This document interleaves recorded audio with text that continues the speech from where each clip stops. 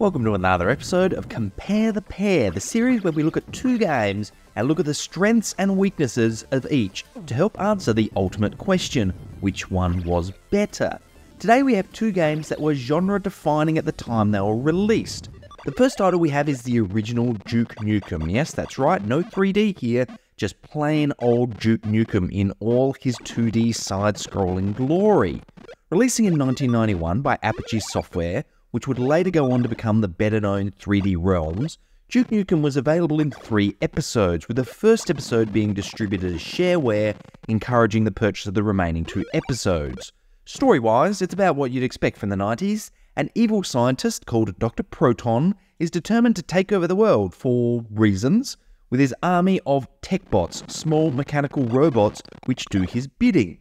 The story takes you from Los Angeles to the moon, and then even in a time machine through time, with the goal of stopping Proton for good and saving planet Earth. I remember when I first played this game, thinking that it was so realistic because it included Los Angeles as a location. It definitely was a simpler time. Now the second title we're comparing is a direct sequel to Duke Nukem 2, which released 2 years later in 1993, again by Apogee Software. Like its predecessor, it's also split across multiple episodes, with the first featuring in a shareware version.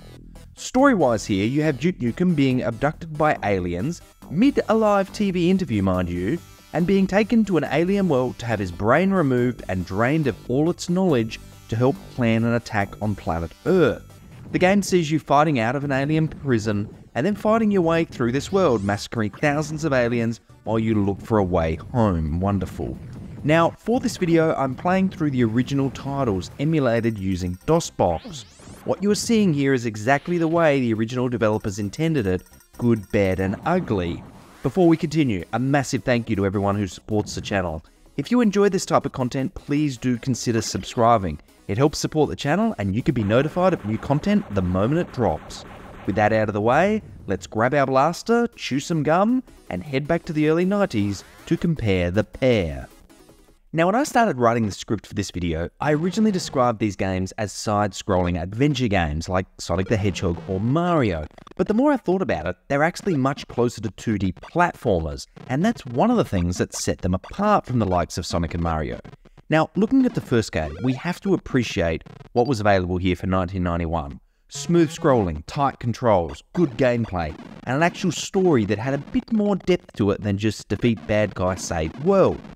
What makes all of this impressive though, is that Duke Nukem systems work together and not against one another.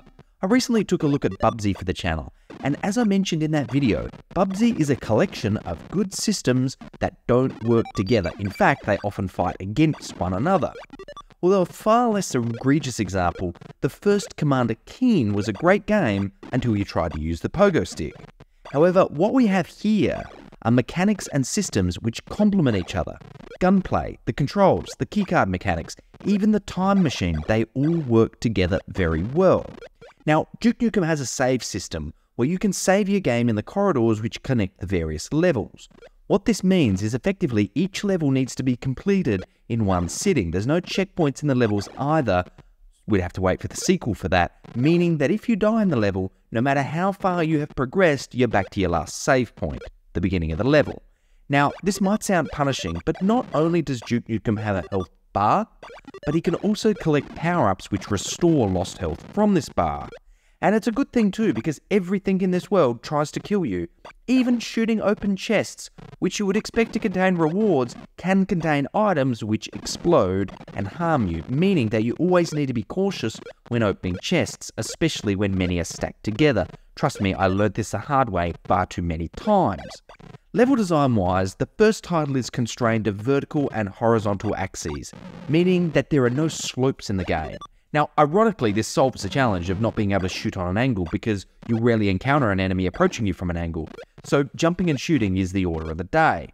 Now, the developers have clearly done the best job they could at the time with the levels, and to be fair, it is an uplift from other PC games of the time, but the rather rigid design of a block-based design in levels means that traversal and platforming is somewhat limited in its scope. Weapons-wise, Duke has his trusty atomic pistol, although it can be upgraded by collecting atomic pistol items in selected levels to increase its firepower, which you'll definitely need in the later chapters. Now, on the topic of items, the game has a boatload. Nowadays, depending on your gaming service, you have trophies, achievements, or something similar. But back in the 90s, no such thing existed, and all we had for bragging rights were high scores. There are two main categories of items outside the utility items such as keycards. Items which give you points and items which give you health. And here's a nice touch, a regular turkey gives Duke 1 health point, shoot the turkey and it gives you 2 health points. Radiation poisoning not included. There's also several other mechanics that can help improve your overall score. One such way is collecting the letters D, U, K, E throughout each level. Interestingly enough, if you collect them in the right order, which isn't always easy given the labyrinth-like design of some of the levels, you get an even larger points bonus. Another option is to shoot all of those pesky security cameras in each level, again for a rather large points bonus. One last thing on gameplay, the Duke Nukem physical packaging included a document detailing game cheats, although they did mention to save them as a last resort. I can't think of another game ever listing cheats with the packaging. Interesting to say the least. Sound-wise, you were relegated to a very basic set of sounds from the good old PC speaker, but this was mostly par for the course at this time in history. Overall, Duke Nukem is a fantastic game. Not only does it have a rather memorable main character, but it's a solid experience from start to finish. Speaking of the main character though, that brings us to the second game for this comparison, none other than Duke Nukem 2. Now I want to remove any misconception that just because a game is newer or a sequel, it doesn't make it better. Sure, in most cases the graphics, sound and overall presentation are going to be upgraded, but things like game mechanics, systems and overall fun factor is never a given. Now, Duke Nukem 2 released in 1993, 2 years after the initial release of Duke Nukem. So what progress was made during these 2 years? A lot. Seriously, an awful lot. Not only did the second entry include a greatly enhanced graphical and sound engine, but it featured greatly enhanced game design and mechanics.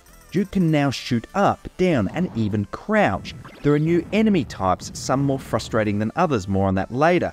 And it includes a complete weapon roster with differing damage depending on the weapon type Duke is using. Honestly, if you had changed the name and the protagonist's image, you wouldn't know this was a sequel to the first game. There's just so much new content.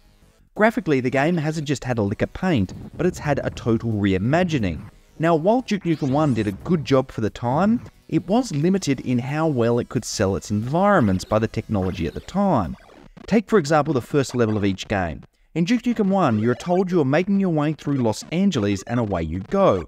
Now, if the game didn't tell you this, you would have absolutely no idea where you were, let alone what city you were traversing through. However, in the sequel, while the game tells you that you're escaping through a prison, you don't necessarily need that reminder because the game's design tells you and it's communicated via environmental storytelling. Now, to be fair, this is a bit of an extreme example, but I think you get the drift.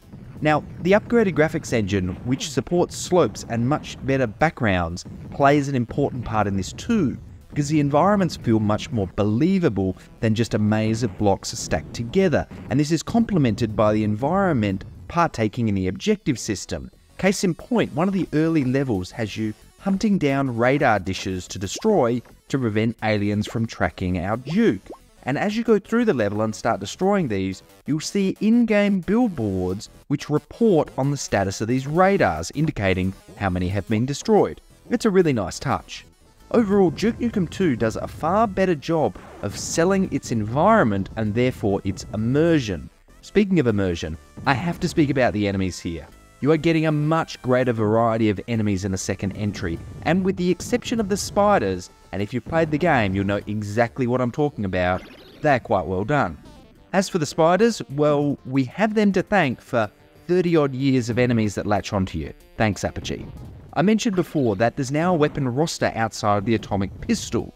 You also have the flamethrower, the laser, and the rocket launcher, as well as a separate rapid-fire power-up. Now, as you progress through the game and the enemies become more spongy with damage, you're going to be relying on using these weapons to help pass the levels, because like the first game, Duke Nukem 2 is a fairly challenging game. but this time there are a few quality of life improvements to make the game more accessible.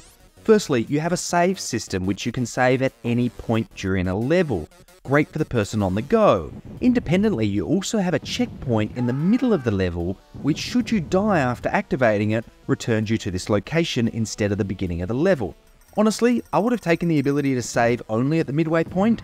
I'm not quite sure why the midway point exists if you could just quick save anyway. It doesn't seem to make much sense to me, especially from a competitive point of view.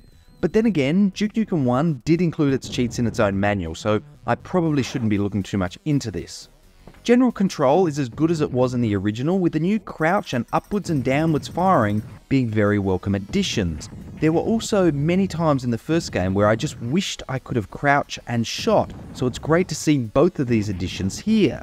There's also greatly enhanced traversal mechanics with ladders and hanging on piping, which you can now thankfully shoot down from.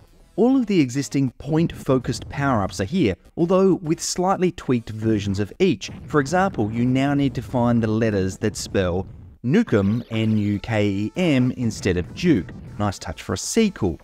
Honestly, I would have been pleased if they added these mechanics to the existing graphical engine version of the game, but the fact they added these new mechanics to a brand new graphical engine version of the game shows that the developers wanted to really push what was possible at the time. You can feel the passion for this project as you play through it. Now, I mentioned earlier that the first game supported the PC speaker, and look, the second game also supports the PC speaker. However, if you have a more modern sound solution, or if you're playing the game on modern hardware, you're treated to a completely different audio experience. Sound effects with far greater fidelity, a soundtrack which, while not as iconic as the latter 3D release, suits the game perfectly, and also some voice acting. We often take sound for granted in games nowadays, but when you play through a game with only the PC speaker versus a game that uses a dedicated sound card, it really shows you just how important audio is. Honestly, it's hard to say anything bad about either Duke Nukem 1 or 2. They were both incredible games for the time and helped usher in several decades of Duke Nukem franchise. Now, there is a belief by many that Duke Nukem 3D was peak Duke Nukem, and I'm not going to disagree with this, but I will say that I think that game owes some of its legacy to the first two entries. Now, I'm inclined to say that given each game's brilliance, it's a tie, but I know if I did that, I'd never hear the end of it in the comments, so I am going to choose one as what I feel was the better game, and that game is Duke Nukem 2. Duke Nukem 2 didn't just copy what made Duke Nukem 1 successful, it reimagined it. And not only with a new presentation, but many new mechanics. It took risks, technically and in its gameplay, and for me, they all paid off, except for the spiders. I won't let that slide. Now, both games are still fun to play today, especially on a handheld device, which is where I played the majority of these games for this video. And if you never got a chance to experience these in the 90s, I'd still suggest you checking them out today, if for no other reason than to appreciate how far the franchise has come. But that's enough from me. Do you agree or disagree with my opinions? Let me know down in the comments below. And as always, thanks for watching.